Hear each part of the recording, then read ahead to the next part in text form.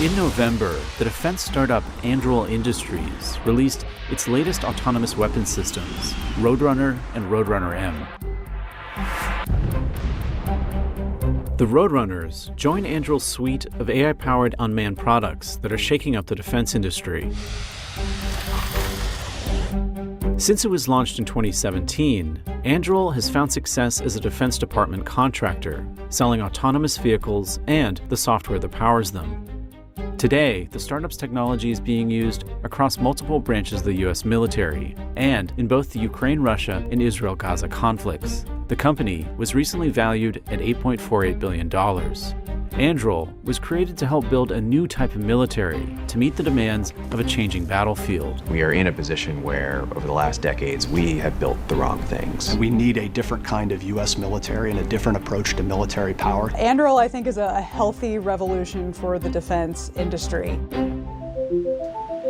So this is Fury. It's an unmanned combat aircraft that is able to work in collaboration with manned fighters, with other manned aircraft, to hugely push out the range that we can engage targets at without putting people at risk. That's kind of one of the coolest things about autonomous systems, not necessarily the fact that they can think faster or do better than a person, but they can also just throw away their lives. Anduril's founder, Palmer Luckey, is among the more polarizing figures in the tech industry. My name is Palmer Luckey, and I'm a virtual reality enthusiast and the designer of the Rift. Luckey first found success when his virtual reality company Oculus was acquired by Facebook for more than $2 billion. But in 2017, Luckey was ousted from Facebook after a tumultuous tenure. Let me just show you very quickly what our software looks like. This is an example of what we think it's a pretty intuitive interface. The foundation of Anduril is Lattice, a software platform that serves as a command center of sorts, allowing a single human operator to control and coordinate multiple autonomous robots, be they a drone, a sub, or a mobile sentry. What you're going to see at the bottom is essentially all the different assets that are a part of the team. And then you're going to see a graphical display that looks very similar to a lot of the software that we might use in everyday life, where there's a map in the background. You're going to see multiple vehicles on that software, and each of them you kind of know what role they're playing. Engineers are designing our software much like the people who design the kinds of software that goes on our cell phones or on an iPad. It's meant to be very, very user-friendly.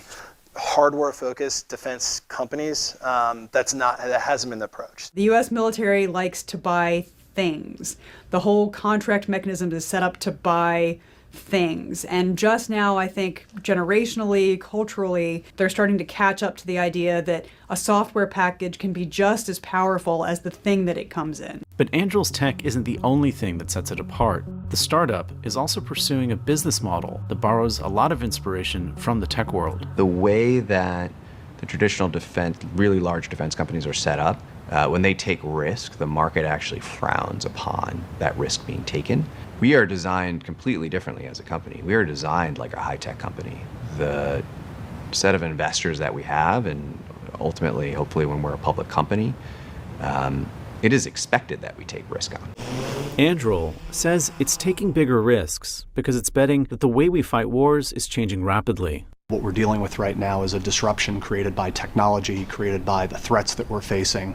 Anduril's chief strategy officer, Christian Brose, likens this alternative to the Moneyball system, described in Michael Lewis's book of the same name. You guys are talking the same old nonsense. We got to think differently.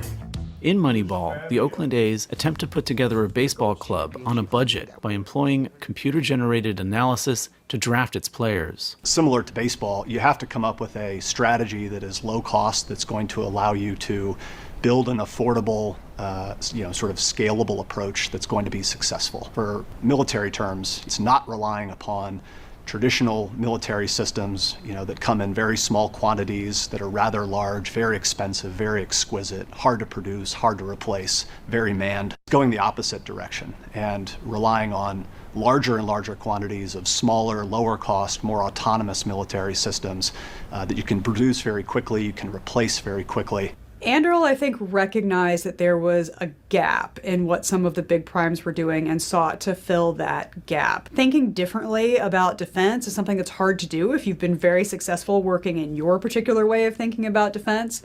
That's part of why Anduril is so interesting as an alternative mechanism.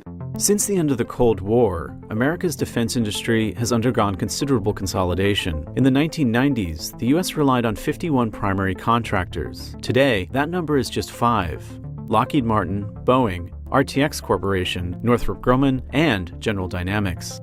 According to a 2022 DoD report, fewer contractors has stifled innovation and undermined price competition. We live in a world where 80% of weapons procurement goes to just 5 companies. One of the biggest issues is cost-plus contracts. Meaning they're paid for time, materials, workforce, and then a fixed percentage of profit on top. Because that profit is a plus, a lot of vendors are incentivized for the cost portion to be as large as possible as well. They can often make more money when something takes longer than it was supposed to. They can often make more money when they sell a solution that's more expensive rather than a solution that's less expensive.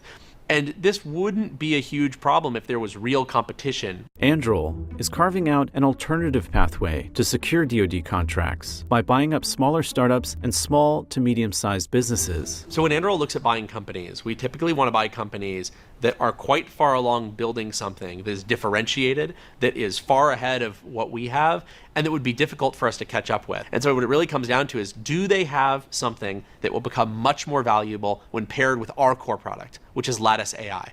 Can autonomy make this thing that they're making into a much more powerful product? And that's been the basis of all of our acquisitions so far. Today, defense contractors produce small numbers of large, expensive, heavily manned, hard-to-produce weapon systems. The so-called Moneyball military that companies like Anduril are working toward will be made up of large numbers of smaller, lower-cost, autonomous systems. I don't think that Anduril will ever be able to completely replace one of the prime contractors. What they do is very specific and very well honed. We unfortunately are in a very uncertain world where great power competition is a potential that's happening right now, and that great power conflict is a potential that we all have to deal with. And in that kind of world, the prime contractors are going to be necessary to build those huge defense systems. The large primes are struggling to do things the way Anduril does because they're publicly traded companies with an existing investor class that invested in them to be a certain type of company. At the same time, I hope they do get there. I think that maybe they're not going to get quite to where Anduril is, but I think that we could get to a future where defense companies are spending more on developing their own products than the government is. I think that's a positive world.